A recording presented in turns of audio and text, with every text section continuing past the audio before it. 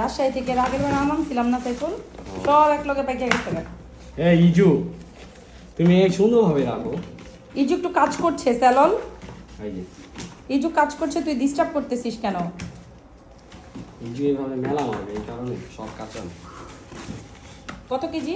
20, 21। 21 KG.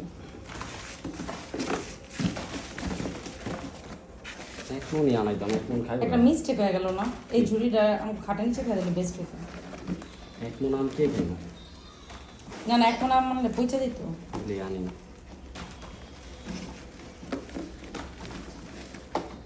এই চারটা কি পাকা? আরে তুই একটু দেখ কয়টা হয়েছে এখন। তুমি পারছো? তুমি পারছো না? না না, রাখো এখানে, রেখে দাও।